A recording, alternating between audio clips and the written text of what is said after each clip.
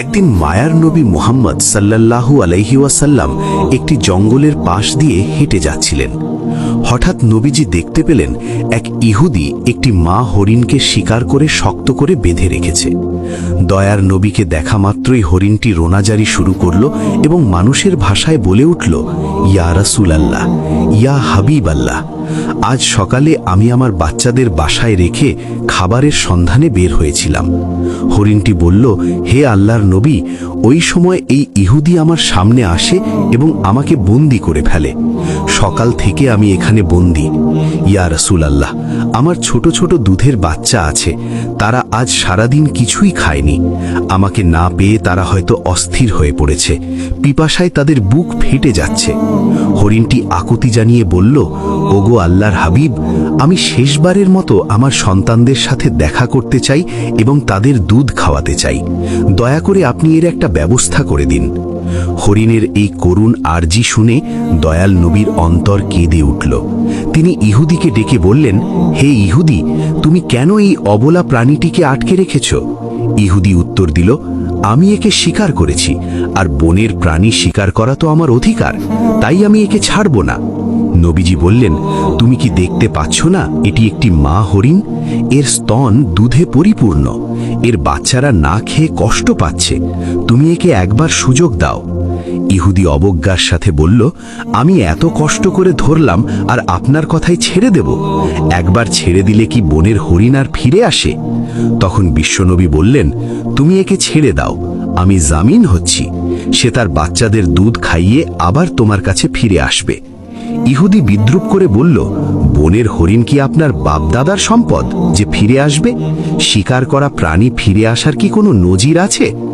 যখন ইহুদি কোনোভাবেই রাজি হচ্ছিল না, তখন নবীজি বললেন, তবে এক কাজ করো, তুমি হরিণটিকে ছেড়ে দাও আর তার বদলে আমাকে এখানে বেঁধে রাখো। হরিণ না ফিরলে তুমি আমাকে সারা জীবন বন্দী করে রেখো। ইহুদি ভাবল এটি ভালো সুযোগ। সে নবীজিকে বেঁধে রেখে হরিণটিকে ছেড়ে দিল। ছাড়া পেয়ে হরিণটি দ্রুত বনের দিকে ছুটে গেল। ইহুদি মনে মনে হাসছিল আর ভাবছিল, এই লোকটির মতো বোকা আর কেউ নেই, একটা বনের প্রাণীর জন্য নিজের জীবন বিপদে ফেলল। ওদিকে মা হরিণ দৌড়ে তার সন্তানদের কাছে পৌঁছল।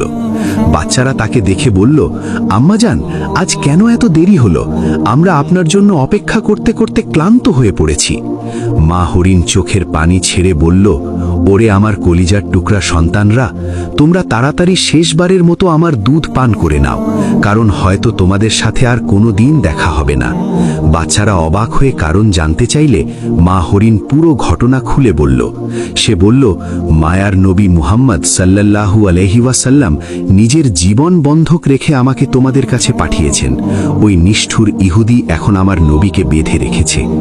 এ কথা শোনা মাত্র হরিণের বাচ্চারা দুধ পান করা বন্ধ করে দিল।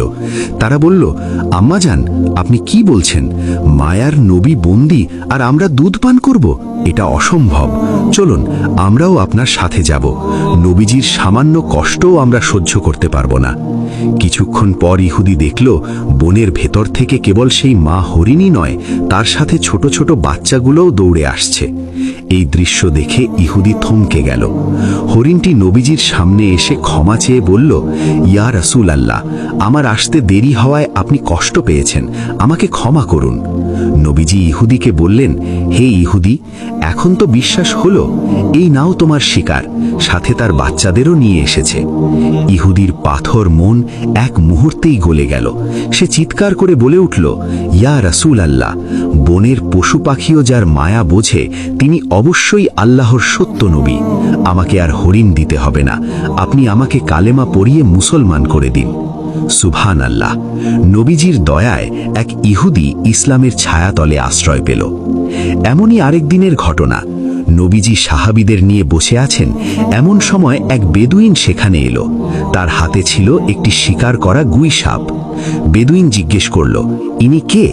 সাহাবীরা বললেন, ইনি আল্লাহর রাসূল মুহাম্মদ। বেদুইন অহংকারের সাথে বলল, আমি লাত ও উজ্জার কসম খেয়ে বলছি, আমি একে নবী মানি না, তবে আমার হাতের এই গুই সাপ যদি সাক্ষ্য দেয় তবে আমি ঈমান আনব। নবীজি সাপটিকে লক্ষ্য করে ডাক দিলেন। সাথে সাথে সাপটি পরিষ্কার আরবি ভাষায় উত্তর দিল, লাব্বাইকা ইয়া রাসূল আল্লাহ, আমি আপনার খেদমতে হাজির। নবীজি জিজ্ঞেস করলেন, হে গুই সাপ, আমি কে? সাপটি বলল, আপনি আল্লাহর রাসূল এবং আখেরি নবী। যে আপনাকে মানবে সে সফল হবে, আর যে অমান্য করবে সে ধ্বংস হবে। এই অলৌকিক দৃশ্য দেখে সেই বেদুইনও সাথে সাথে ইসলাম গ্রহণ করল। একবার আবু জাহেল ও কাফেররা দাবি করল, যদি আকাশের চাঁদকে 2 টুকরো করে দেখাতে পারো তবেই ঈমান আনব। নবীজি আল্লাহর কাছে দোয়া করে আঙুল দিয়ে ইশারা করলেন। তৎক্ষণাৎ পূর্ণিমার চাঁদ 2 খণ্ড হয়ে গেল, এমনকি মাঝখান দিয়ে হেরা পর্বত দেখা যাচ্ছিল। কিন্তু হতভাগা কাফেররা একে জাদু বলে এড়িয়ে গেল, অথচ আল্লাহ তাআলা কুরআনে এই ঘটনার কথা উল্লেখ করেছেন। অন্য এক সফরে নবীজির আড়াল হওয়ার প্রয়োজন হলে তিনি ওসামাকে বললেন গাছগুলোকে আদেশ করতে। নবীজির নির্দেশে 2টি বিচ্ছিন্ন গাছ শিকড় সহ হেঁটে এসে একে অপরের সাথে মিলে আড়াল তৈরি করল। কাজ শেষে তারা আবার নিজ জায়গায় ফিরে গেল। আরেক দিনের ঘটনা, যুদ্ধের এক সফরে নবীজি একা এক গাছের নিচে বিশ্রাম নিচ্ছিলেন। শত্রু গাওরাস ইবনুল হারিস তলোয়ার উঁচু করে ধরল। সে বলল, হে মোহাম্মদ, এখন তোমাকে আমার হাত থেকে কে বাঁচাবে? নবীজি অত্যন্ত শান্তভাবে বললেন, আল্লাহ। আল্লাহর নাম শোনা মাত্র শত্রুর হাত কেঁপে উঠল এবং তলোয়ার পড়ে গেল। নবীজি সেই তলোয়ার উঠিয়ে বললেন, এখন বলো তোমাকে কে বাঁচাবে? লোকটি ক্ষমা চাইল। নবীজি তাকে বিনা বাক্যে মুক্তি দিলেন। তার এই মহানুভবতা দেখে সেই শত্রুও পরে ইসলাম গ্রহণ করে নিজের গোত্রকে ইসলামের পথে নিয়ে আসে। সুবহানাল্লাহ। প্রিয় দর্শক, ইনি ছিলেন আমাদের দয়ার নবী মুহাম্মদ সাল্লাল্লাহু আলাইহি ওয়াসাল্লাম। পশু পাখি, গাছপালা, এমনকি জড় বস্তুও তার নবুয়তের সাক্ষ্য দিত। আল্লাহ আমাদের সবাইকে নবীজির আদর্শে জীবন গড়ার তৌফিক দান করুন। ভিডিওটি ভালো লাগলে শেয়ার করে ইসলাম প্রচারে অংশ নিন এবং কমেন্টে লিখুন আমিন। প্রিয় ইমানদার ভাই ও বোনেরা, রাসূল সাল্লাল্লাহু আলাইহি ওয়াসাল্লাম বলেন, কেউ যদি হাদিস শুনে এবং অন্যকে তা জানায়, তাহলে আল্লাহ পাক তার চেহারা নূরের মতো উজ্জ্বল করে দিবে। সুবহানাল্লাহ। অন্যকে শেয়ার করে দেখার সুযোগ করে দিন। ভিডিও ভালো লাগবে লাইক, কমেন্ট, সাবস্ক্রাইব করে আলোর পথ M5K এর পাশে থাকবেন। ধন্যবাদ।